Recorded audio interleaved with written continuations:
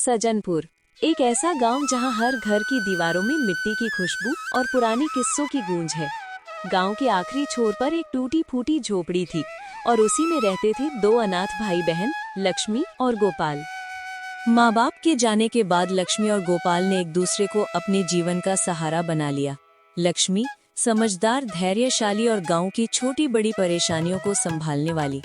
गोपाल मासूम, मजाकिया और कभी कभी सारी योजना उलटने वाला कॉमिक चरित्र। अरे गोपाल उठ जा, सूरज सिर पे चढ़ गया। दीदी, सूरज को बोलो थोड़ा नीचे उतर जाए, वरना मैं फिर से सो जाऊंगा। सो जाएगा? आज तो खेत का काम है और कल वाले गधे को भी संभालना है। गधा? कौन सा गधा? हमारा? हाँ, वही जो कल तुमने पट्टा हिलाकर भगा दिया था। गांव वाले इन्हीं गरीब अनाथ कहते थे, लेकिन लक्ष्मी और गोपाल अपनी छोटी सी दुनिया में खुद की राजा और रानी थे। गोपाल, ये पेटी हमारी यादों की निशानी है, इसे संभाल कर रखना। दीदी, अगर इसमें सोना होता तो हम गांव के ठाकुर बन जाते। सोना नहीं, पर ये पेटी हमारी माँ बाप की यादें समेटे हुए है। अचानक तीन परछाइयाँ खेत की ओर बढ़ती हैं। रघुनाथ सिंह, गांव का लालची जमींदार, और उसके चमचे रामा और झिलमिल। लक्ष्मी बेटिया सुनो, तुम्हारे बाप का खेत अब बंजर पड़ा है। अगर चाहो तो इसे मेरे नाम कर दो, मैं बदले में तुम्हें एक कमरा दे दूंगा। दीदी, एक कमरा हमारी जमीन के बदले? हम गरीब हैं, मजबूर नहीं। ये जमीन हमारी माँ बाप की निशानी है। अच्छा, तो देख लेना, ज्यादा दिन तुम टिक नहीं पाओगे। रात को लक्ष्मी और गोपाल ने निर्णय लिया कि अब रणनीति और धैर्य से ही सामना होगा। दीदी, हमें डरना नहीं चाहिए। सही, डरना नहीं, योजना बनाना है। उसी रात एक अजनबी हरिदास झोपड़ी के पास आया। शांत रहो बच्चों, मैं तुम्हें नुकसान नहीं पहुंचाऊंगा। मैं जानता हूँ रघुनाथ क्यों तुम्हारी जमीन लेना चाहता है। दीदी, ये कौन है? शायद मदद करने वाला है। मैं तुम्हारी मदद करूंगा। हम मिलकर रघुनाथ से अपनी जमीन बचाएंगे। लक्ष्मी, गोपाल और हरिदास ने खेत में छोटे छोटे संकेत और जाल लगाने शुरू किए। रघुनाथ को लगेगा कि ये जगह बहुत मुश्किल है। दीदी, गधा तैयार है, अब देखो धमाका। हिम्मत और दिमाग ही हमारी असली ताकत है। सज्जनपुर की सुबह हल्की, ठंडी और चंचल थी। लक्ष्मी और गोपाल खेत के पास पहले से तैयार थे। हरिदास पास खड़ा बच्चों को देख रहा था। दीदी, लगता है आज रघुनाथ और उसके चमचे अपनी पूरी चाल दिखाने वाले हैं। हमारे पास योजना है, डरने की जरूरत नहीं। हर कदम सोच समझ कर उठाना है। बच्चों, आज का दिन निर्णायक है। गांव के लोग भी देख रहे हैं कि तुम कितनी हिम्मत दिखाते हो। रघुनाथ महल में बैठा अपनी चाल बना रहा था। रामा और झिलमिल उसके सामने खड़े थे। बच्चों ने हमें बार बार मात दी, लेकिन आज मैं खुद देखूंगा। खेत में जाकर उनकी हिम्मत तोड़नी होगी। साहब, हम खेत के पास छुपकर उन्हें परेशान करेंगे। थोड़ी धमकी, थोड़ा डर और उनका हौसला टूट जाएगा। अगर ये समझ गए तो क्या करेंगे? तो खुद कदम उठाना पड़ेगा। खेत में लक्ष्मी और गोपाल पहले से तैयार थे। गोपाल ने गधे को बीच में खड़ा किया। दीदी, गधा तैयार है। गोपाल, योजना के अनुसार काम करना। लक्ष्मी, गोपाल, डर नहीं लगता तुम्हें? तुम्हारा खेत अब हमारा होने वाला है। हमारी जमीन हमारी है, किसी को इसे छूने का हक नहीं। गोपाल गधे के पास गया और जोर जोर से शोर मचाने लगा। अरे, ये गधा यहाँ पे। हाँ, ये हमारी चालाकी और हिम्मत का हिस्सा है। दीदी, लगता है ये लोग गधे को ही राजा मानेंगे। लक्ष्मी ने खेत में जाल और संकेत लगा दिए। रघुनाथ और उसके चमचे हर कदम पर उलझते रहे। देखो बच्चों, आपकी योजना काम कर रही है। दीदी, गधा भी फुर्ती में है। हिम्मत और दिमाग की यही ताकत है।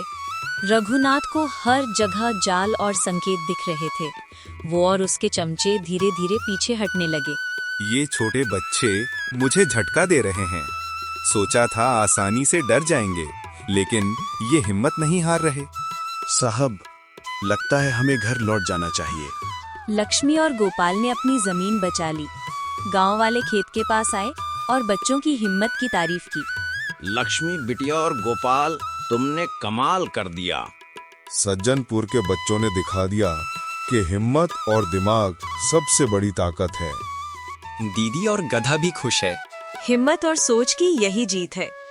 अगली सुबह लक्ष्मी और गोपाल खेत में फिर से तैयार थे। रघुनाथ के लोग और भी चालाकी दिखाने वाले थे। दीदी, अब असली रोमांच शुरू होने वाला है। हाँ गोपाल, अब हम सिर्फ अनाथ नहीं हैं, हम हैं अपने खेत और गांव के रक्षक। सज्जनपुर में सुबह की हवा तेज थी, लेकिन उससे भी तेज थी आने वाले संघर्ष की आहट।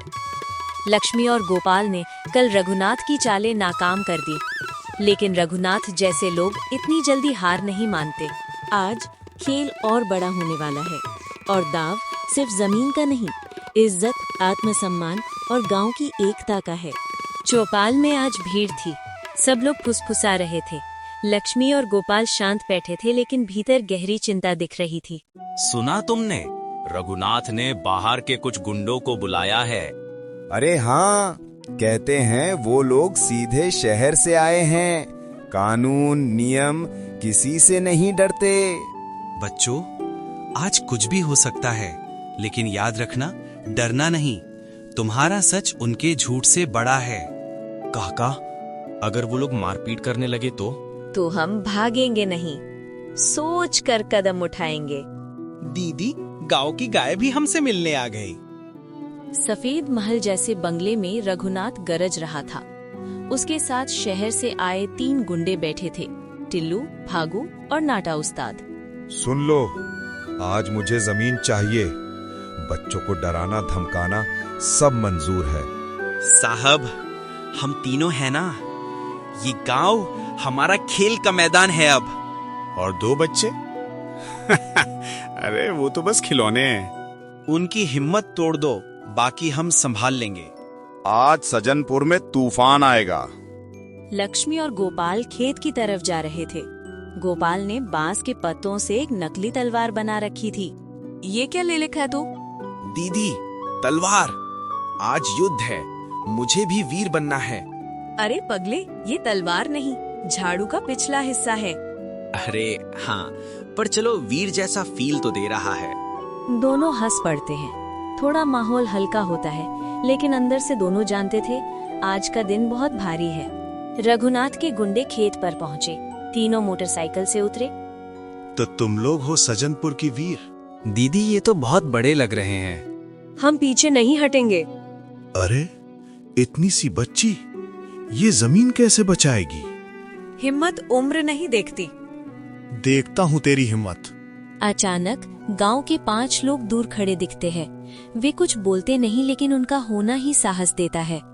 दीदी, गांव वाले भी आ रहे हैं। हाँ, सत्य का साथ देने में देर हो सकती है, पर लोग आते जरूर हैं। लक्ष्मी ने पहले ही खेत के चारों ओर छोटे छोटे मिट्टी के गड्ढे और पत्थर के संकेत लगा रखे थे, जिन पर पैर रखते ही फिसलन होती थी। फागू आगे बढ़ा और सीधे कीचड़ में फिसलकर मुंह के बल गिर पड़ा। भैया, जमीन आपको गले लगा रही है। नाटा उस्ताद भी झुंझलाकर आगे बढ़ा। उसका पैर पत्थर से टकराया। उफ, ये खेत है या जाल? ये खेत है, लेकिन यहाँ चालाक लोग फंसते हैं। गांव वाले धीमे धीमे मुस्कुराने लगते हैं। रघुनाथ के लोग गुस्से से खौल रहे थे। हरिदास धीरे धीरे आगे आता है। ये बच्चे नहीं, ये सज्जनपुर का भविष्य हैं। हम किसी का भाषण सुनने नहीं आए। तो सुनकर जाओ। कानून, समाज और गांव, सबके आगे तुम्हारी गुंडागर्दी नहीं चलेगी। काका, ये लोग खूब गुस्से में हैं। डरो मत, गुस्सा उन लोगों का हथियार है जिनके पास दिमाग नहीं। दूर से सफेद जीप आती है, धूल उड़ती है। रघुनाथ उतरता है, चेहरा गुस्से से लाल। अब काफी हो गया, ये जमीन मेरी है। गलत कागज लाकर सही नहीं हो जाता झूठ। ये जमीन मेरे माता पिता की है। और तुम्हारे पास सबूत? कौन मानेगा? सबूत? हाँ, है। रघुनाथ रुक जाता है। लक्ष्मी पास के मिट्टी के ढेर से एक पुराना लोहे का डिब्बा निकालती है। रघुनाथ के गुंडे चौंक जाते हैं।